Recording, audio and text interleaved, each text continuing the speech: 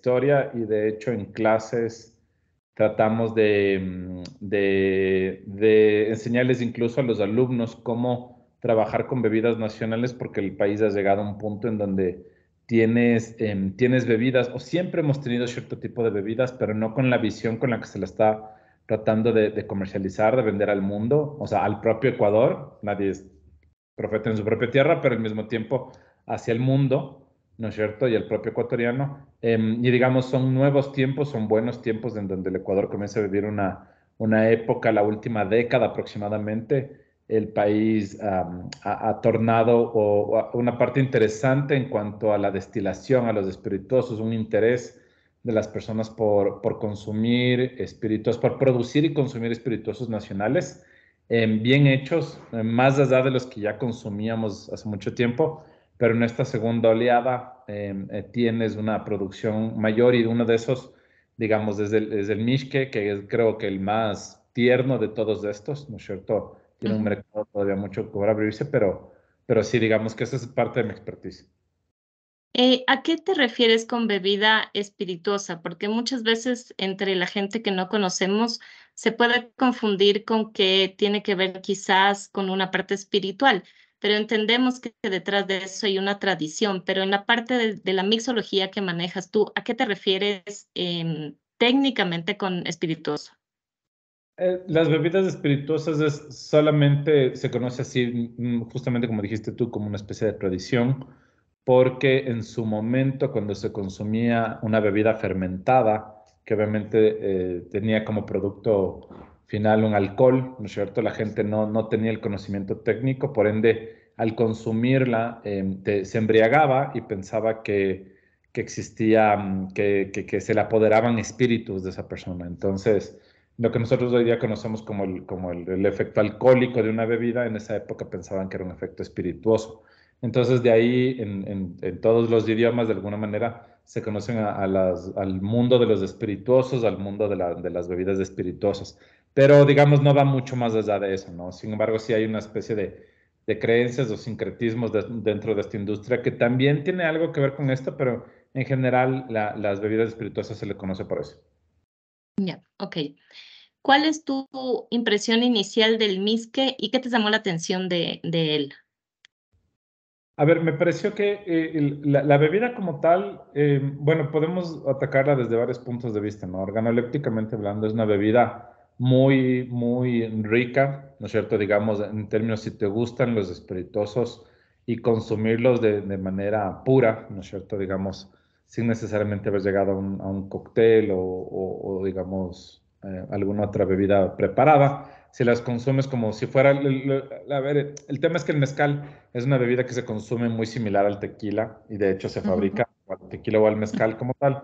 Entonces es una bebida que la puedes saborear, digamos, de a poco, ¿no? Entonces en esa primera impresión es una bebida muy alcohólica, muy eufórica, ¿no es cierto? Tiene muy poco tratamiento, si se puede decir así, y en su naturaleza tiene mucho alcohol, tiene mucho azúcar, tiene un dulzor intrínseco del agave.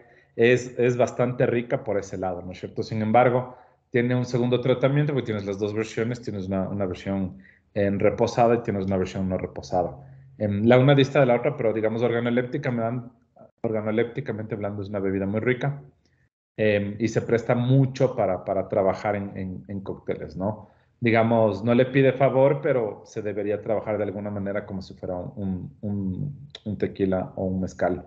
De ahí mi impresión, digamos, de negocios en cuanto a este tipo de bebidas es muy interesante porque básicamente el chaguar mixque, que es, digamos, la bebida fermentada de donde yo obtengo el mezcal, perdón, Ujú. el chaguar, El misque.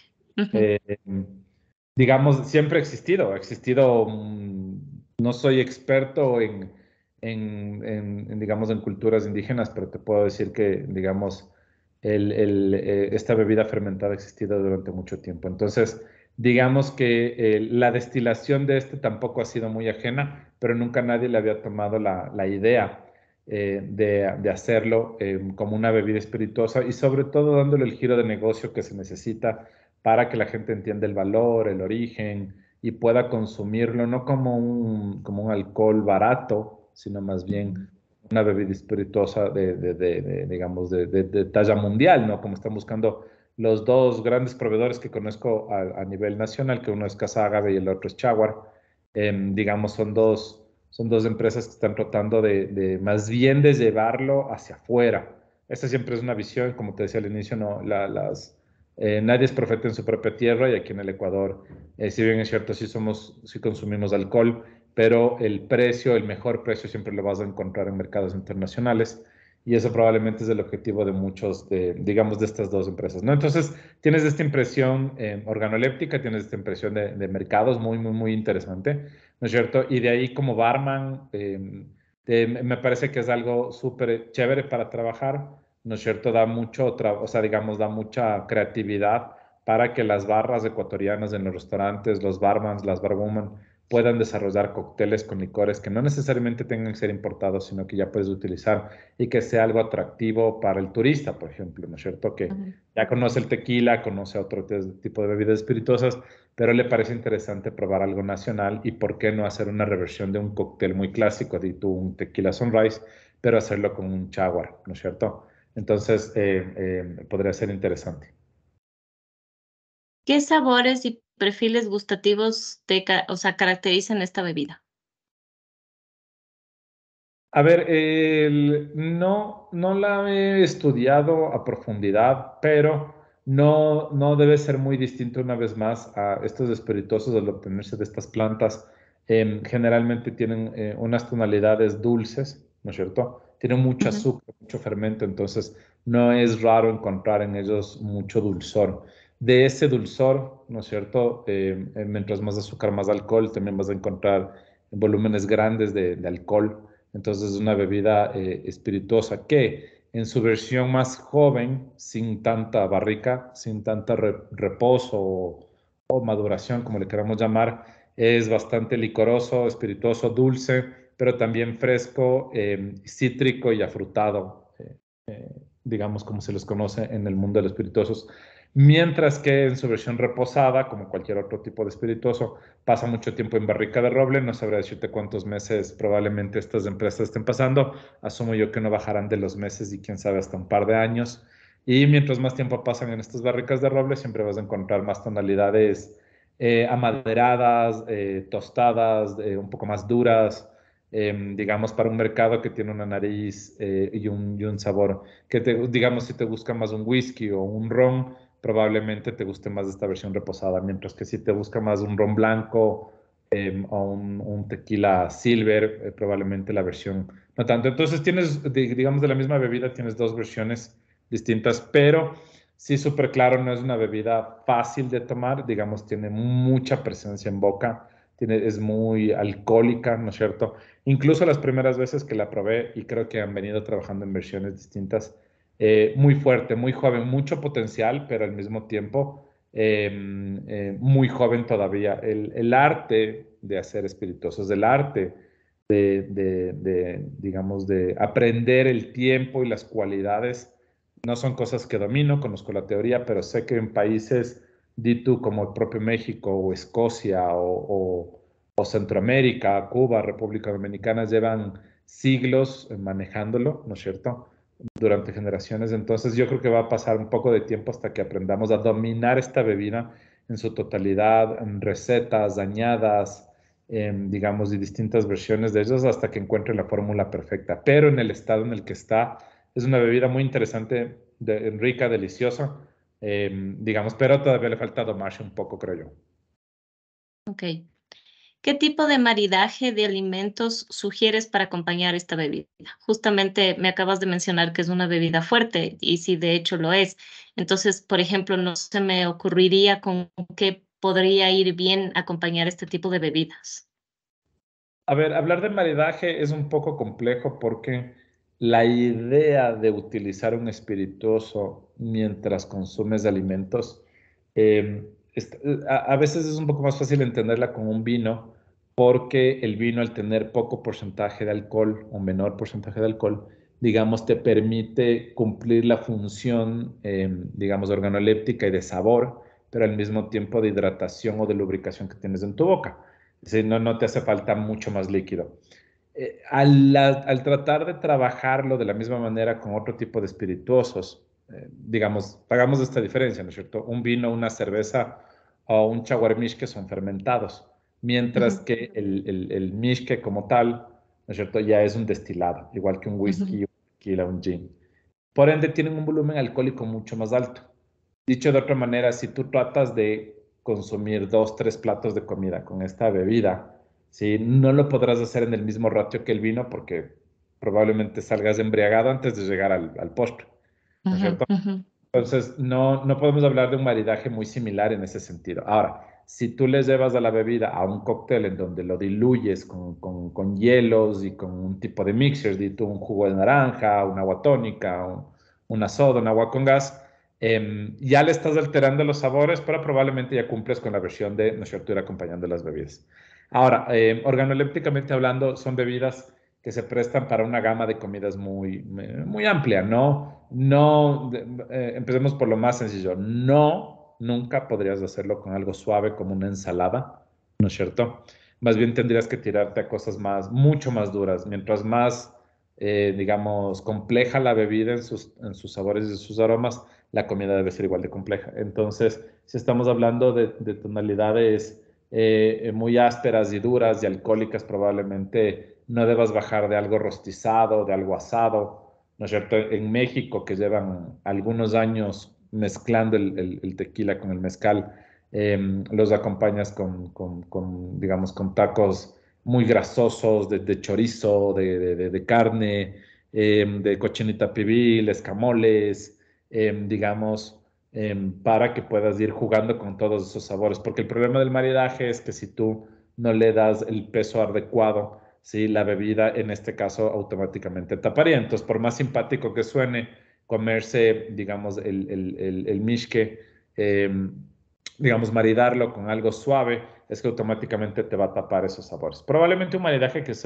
resultaría interesante serían los quesos, por ejemplo, pero un buen queso duro, francés, europeo, apestoso, digamos que son de esos que te tapan la boca y tal vez con el licor encontrarías esa limpieza que estaría simpática tener, ¿no es cierto? Pero tú sabes que de esos quesos no te comes un pedazo grande, te comes unos 20, 30 gramos, entonces es un maridaje pequeño, ¿no es cierto? No son 3 pasos, sino unos frutos secos, algo de quesos y un shot de 1 o 2 onzas es suficiente, es un buen maridaje, pero no es una comida entera. Claro, claro, ok.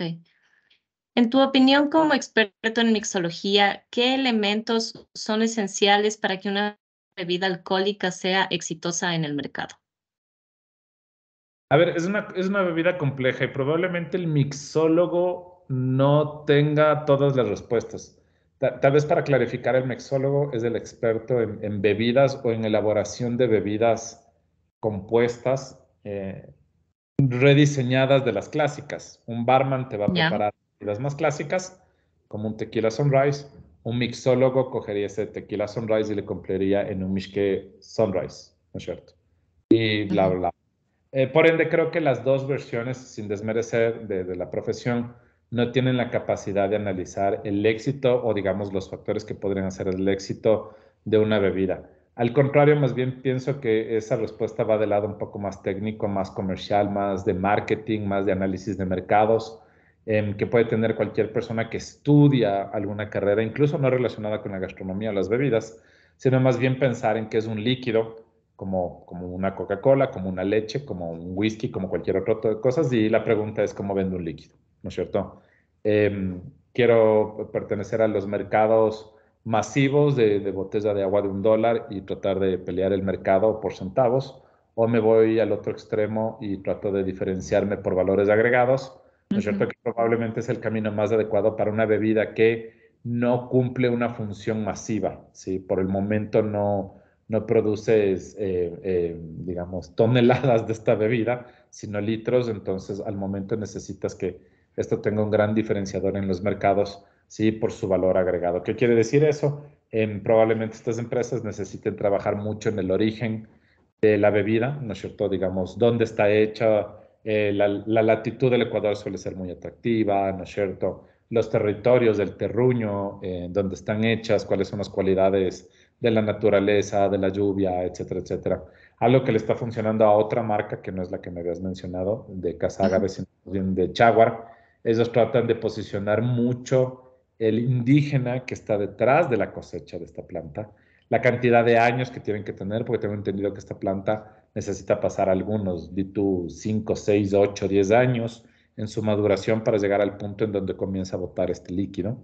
Entonces, todos esos atributos, ¿no es cierto? La planta, el origen, dónde está situada, la cantidad de tiempo en su maduración, la fotografía, la propia fotografía o el marketing o la publicidad de un indígena cosechando esto, le da toda ese valor agregado que las personas compran, porque respondiendo desde el punto de vista del consumidor, esto es un defecto mundial. La gran mayoría de las personas no sabe lo que compran ni lo que toman.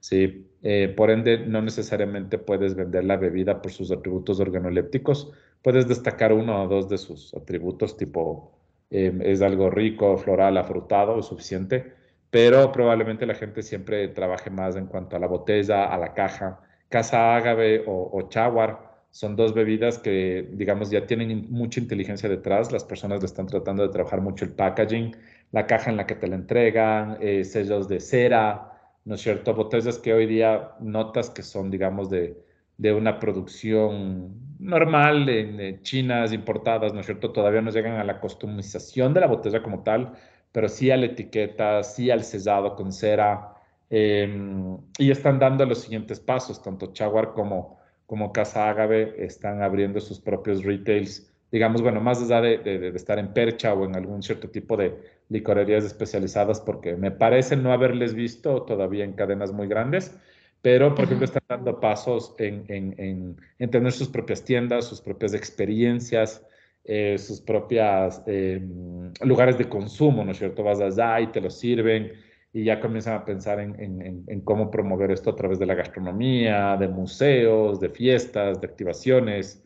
Hay muchas maneras de trabajar la promoción de este tipo de bebidas y pues la verdad es que no es nada nuevo. Las bebidas alcohólicas como el whisky, el ron, el gin vienen hace muchos años haciendo activaciones y la mayoría de gente compra estas bebidas no por lo rico que sabe, sino más bien por el estatus, digamos, por la foto, por la caja, porque qué bonita la botella. Te ocurre en muchas de las bebidas, entonces las personas, las dos empresas que están desarrollando hoy por hoy estas bebidas a nivel nacional lo tienen muy claro, se nota claramente que las personas tienen ya ese conocimiento y más allá de que la bebida sea rica y tenga muchas propiedades, etcétera, etcétera, están tratando de posicionarlo por muchos factores, como te digo, sus valores de origen, su cosecha, digamos, sus propiedades organolépticas, pero también sobre todo la imagen, por ejemplo, y eso es algo que comienzas a diferenciar. Casa Ágave tiene mucha la imagen del ágave como tal, mientras que Chaguar se enfocó en una mascota y eso en marketing es lindísimo. Entonces Chaguar te vende y me metí hace un rato a ver cómo andaban en su página web y ahora te venden un llaverito de un pequeño ágave. Entonces, digamos, son estrategias de marketing que Chaguar también, ellos se identifican mucho con la llama, ¿no es cierto? Ujú. Y de hecho en algún par de eventos que he asistido en donde ellos han ido a hacer activaciones, asisten con una llama de verdad, sí, como una mascota. Hasta cierto punto te preguntas desde eso legal o ilegal, pero lo hacen y a la gente le encanta. Ujú. Entonces, Ujú. al final del día, digamos, tienes una mezcla de muchos factores que ayudan a promocionar las bebidas. ¿Qué consideraciones tomas en cuenta al crear o adaptar cócteles con este tipo de bebidas? Puedes irte desde lo más técnico, ¿no es cierto? Digamos, a analizar la bebida y pensar cuáles serían los atributos, digamos, de sabor y de aroma que le quedarían bien versus otro tipo de mixers, como te decía, ¿no? Puedes arrancar desde reversionar clásicos, ¿no es cierto? Como por Ujú. ejemplo una margarita que lleva tequila, triple sec y jugo de limón, y cambiar pues el tequila por el Jaguar y haces una margarita ecuatoriana, ¿no es cierto? Entonces, digamos, esta es la versión más fácil, cambiar uno por otro. Y luego está dentro de la mixología ya meterte a crear tu propio cóctel. con el riesgo de que obviamente la gente no lo entienda, no lo comprenda, porque la gente también consume por clásicos, por nombres, por posicionamiento, etcétera, ¿no es cierto? Entonces, digamos, tienes esos dos factores en cómo podría yo utilizar la bebida y reversionarla dentro de este mundo. Y otro factor que también tienes que tomar en cuenta es el costo. Digamos, hoy por hoy el Jaguar decidieron ambas empresas no comercializarlo a costos bajos, a precios Ujú. bajos, mejor dicho. Y bueno, esto debe respetar dos conceptos, ¿no? La una, el mercado como tal, no quieren posicionarlo como una bebida de consumo económico. Tú sabes que hay bebidas alcohólicas para el pueblo que venden hasta en sachet, ¿cierto? Entonces no quieren pertenecer a ese rango de precios de los 2, 3, 4 dólares de consumo masivo, más bien están buscando el valor agregado. Y el segundo es porque obviamente su nivel de producción, como te dije, no se debe medir en toneladas, se debe medir todavía en litros, ¿no es cierto? Y eso todavía no llegan a un punto en donde el costo debe ser muy amplio, digamos bastante alto, y con el tiempo lo irán bajando, ¿no es cierto? Ir compensando esa ganancia con marketing, con activaciones, con otras cosas, pero hoy por hoy, si te venden una botella entre los 35, 40 dólares más o menos, no es porque se estén ganando el 500%, es que probablemente sus costos estén muy altos todavía, ¿no es cierto?, por esta cantidad de producción que pueden realizar. Y la segunda es porque obviamente no les interesa pertenecer al mercado de los 5 dólares, de los 10 dólares, que son licores económicos y baratos, ¿no es cierto? Entonces eso también es un tema, ¿por qué? Porque no es lo mismo utilizar un licor que te cuesta 10 dólares la botella y un licor de 40 dólares la botella. Entonces eso Claro.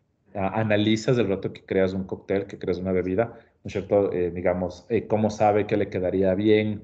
¿Voy a hacer un cóctel nuevo o me voy a animar a reversionar otro y cuánto me va a costar? También depende del local en donde lo vayas a vender. Desde luego, casas, digamos, de estos lugares en donde venden sus propias bebidas alcohólicas, como Casa Agave o Chawar, deben tener sus propios cócteles hechos, ¿no es cierto?, con sus propias bebidas. Pero si te vas a un Fridays, nunca lo van a consumir porque no les interesa vender algo que no esté dentro de su concepto. Entonces también varía el concepto del restaurante y si puedes ingresar esa bebida o no. Puedes hacer un trabajo de penetración en el mercado, pero digamos, pongamos en un extremo, el Fridays no es porque solamente no quiera, es porque su propia marca no les permite utilizar cosas que no están autorizadas desde los Estados Unidos, pero vas a encontrar lugares en que te dicen, mira, no me interesa, mi barra es bastante clásica y ya me quedo con mi tequila y no me interesa. Probablemente lugares en donde más se sientan experimentales, con identificación muy ecuatoriana, ¿no es cierto? Sean lugares más receptivos para aceptarte la compraventa como tal. ¿Qué público o consumidores se te viene a la mente para esta bebida? Definitivamente es un público maduro, es un público que tiene una capacidad de pago media alta, ¿no es cierto? Digamos, estás hablando del rango de una botella muy similar a una de whisky, a una de ron, digamos, eh, que te lleva 300, 400 años fabricarse. Entonces, digamos, es un mercado al que le tienes que convencer que en vez de comprar la botella clásica de tequila o de whisky o de ron, se anime a probar la tuya, ¿no es cierto? Y eso ya es un mercado un poco más consciente, un poco más capacitado, un poco más letrado. No necesariamente quiere decir que sepa lo que está tomando, pero en todo caso ya ha visto, ya ha viajado, ya ha probado, ¿no es cierto? Tiene que tener esa capacidad de pago. Yo creo que como son bebidas, y esto no es por el chavo ni nada, sino por sus sabores, digamos, tienes un mercado más masculino, ¿no es cierto? Los hombres tienden a consumir bebidas más alcohólicas y más fuertes de sabor, pero creo que sí hay un campo para desarrollar, y aquí es en donde entran sí los mixólogos, en hacer un trabajo en donde vele por este lado. Es difícil que el público femenino consume el tequila solo, ¿no es cierto? Pero si Ujú. tú le llevas a una margarita, que es un cóctel hecho con eso, a las mujeres les encantan las margaritas. Entonces es básicamente lo mismo. Si tú logras penetrar el mercado con esta bebida a nivel de cócteles muy afrutados, con jugos, con mucho hielo, con mucha fruta ácida, probablemente tengas una penetración en el mercado femenino. Pero si tratas de hacerlo como una bebida sola, de carácter, digamos, me siento, quiero relajarme y me tomo digamos, con dos hielos, ese probablemente sea un poco más el masculino. ¿no es cierto? Y por lo que he visto, también tratan de apuntar un poco a un mercado más joven millennial, ¿no es cierto? Que ya no son tan jóvenes, pero ya comienzan a pertenecer un poco a la década, o sea, digamos, a tener 30 y pico de años, ¿no es cierto?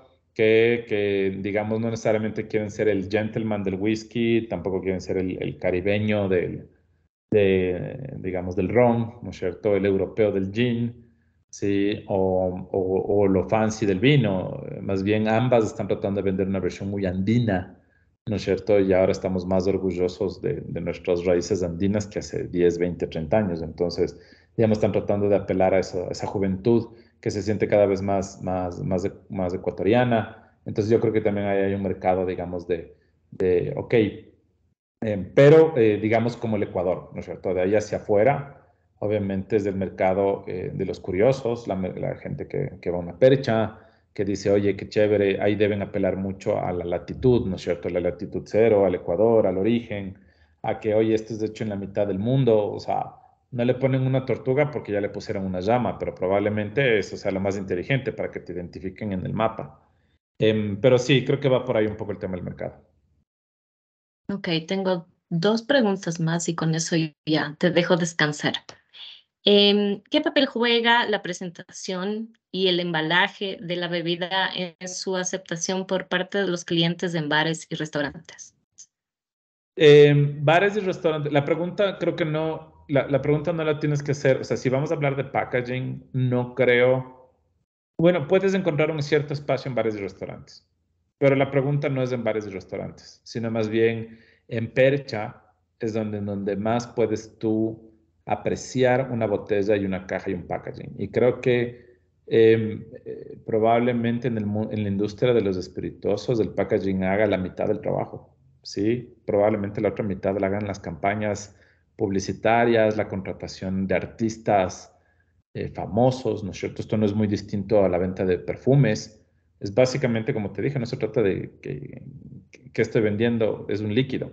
El perfume es un líquido, los licores son un líquido y comparten en sí muchas similitudes. El perfume te lo pones, el licor te lo tomas, pero las dos tienen una gran industria de, digamos, de diseño de botellas, el etiquetado, la misma caja como tal, la capacidad de regalarte algún souvenir, ¿no es cierto? Y cómo inclina a veces esa balanza, porque la gente quiere tener ese vasito de colección o quiere tener esa botella especial, digamos que por los primeros 10 años o los 150 años tiene un dijecito, alguna cosa así.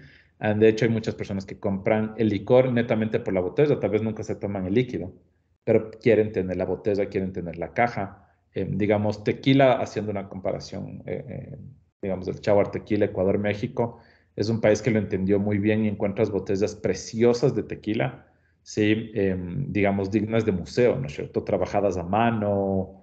Entonces, digamos, en el mundo de los espirituosos y en general en un mundo globalizado de marketing, el packaging hace la mitad del trabajo, ¿no es Ujú. cierto? Y la otra mitad, pues la hacen campañas, como te digo, la capacidad que tienen. Esto fue perfeccionado durante muchos años por muchas empresas, pero eso te decía específicamente en el Mishke como tal, en estos destilados comienzo a ver que todavía no llegan al punto crítico en donde un proveedor dito chino te puede vender 10,000 botellas con tu sello en la mitad. Hoy por hoy tal vez puedes comprar 500, ¿no es cierto? De las genéricas y ponerle una buena etiqueta, customizarle, digamos, se nota claramente, pero en algún momento pueden llegar a dar ese salto en donde su botella tenga un modelo específico, digamos, y eso les ayuda a ganar también tiempo y territorio. Sin embargo, no creo que han hecho un mal trabajo. Están vendiendo en las famosas camineras, ¿no es cierto?, de medio litro, que se identifican muy fácilmente, pero como te dije, le están tratando de poner chéveres sellos, guías, digamos, papelería anexa. em, en Jaguar mismo, que es la, digamos, la marca que más me gusta dentro de las dos, te viene ya con el sello de cera, que digamos es un costo extra, pero es algo bonito, ¿no es cierto? A la gente le Claro. gusta decir, wow, estoy abriendo mi propia botella y todo. Y las cajas como tal, ponte en las cajas, me parece que todavía les está faltando, pero es una vez más, es difícil competir con una caja de Johnny Walker o de Zacapa o de Bombay, cuando son empresas que fabrican millones de botellas. Entonces la gente está acostumbrada a que la caja sea divina y que te venda con alguna cosa así o asado, pero al mismo tiempo es complejo porque si tú puedes vender 500 botellas, todavía no llegas al punto crítico en donde te van a customizar la caja, la botella, la etiqueta. Y la verdad es que probablemente eso se debe la mitad del costo de todo, ¿no? Que lo más barato incluso sea hasta producir el espirituoso. Entonces, creo que hace un gran trabajo. Creo que todavía faltan, digamos, que lleguen al volumen adecuado en donde estas cosas se den por naturaleza y tú ya puedas customizar todo, ¿no? Pero sí influye muchísimo. Una vez más, la gente muchas veces no sabe ni lo que toma, pero va a la percha y dice, ay, qué lindo este llevemos. Y eso es, por lo menos en el Ecuador, este es inequívoco. Y ahora la última pregunta. Bueno, no sé si supiste que más o menos hace un año atrás el MISQUE ya tiene denominación de origen, lo cual le da un valor agregado divino a esta bebida espirituosa. Entonces, Ecuador no tiene bebidas espirituosas de exportación. ¿Tú crees que el MISQUE pueda llegar a estanterías internacionales? Sí, sí, sí, sí, totalmente de acuerdo. De hecho, ya lo están haciendo. Em, Separemos una cosa de la otra. Primero, la denominación de origen es justamente lo que lo dice, ¿no? Te certifica que un alimento, una bebida está preparada en un lugar, ¿no es cierto? Y eso es lo máximo que tú puedes lograr en el Ecuador como tal. O sea, denominación de origen significa justamente fue hecho en Ecuador, ¿no es cierto? En los Andes ecuatorianos, tal vez con alguna latitud en específico, pero no mucho más.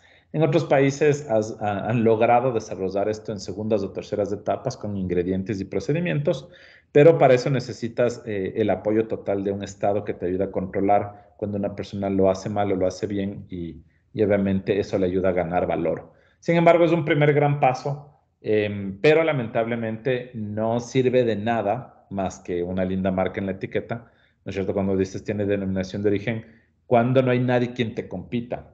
Todo este tipo de valores agregados los debes tener cuando la gente quiera consumir esa denominación de origen, que en este caso es justamente el mishke, la palabra mishke, ¿no es cierto? Entonces, digamos que una vez más, el mejor ejemplo de esto es el tequila. Todo el mundo quiere comprar tequila porque ya sabe que la palabra tequila es de esa bebida y solo se puede llamar tequila si es que cumple con cierto tipo de parámetros, ¿no es cierto? Entonces, no es hasta que posicionemos como país privados y públicos, digamos, una alianza entre ambas partes, no es hasta cuando posiciones esto por el mundo que esa denominación de origen funciona.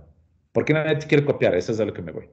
Si nadie te quiere copiar, no sirve de nada. Es como tener un candado para algo que la gente no te quiere robar. Cuando te quieran robar, el candado funciona muy bien, pero mientras tanto, no sirvió mucho.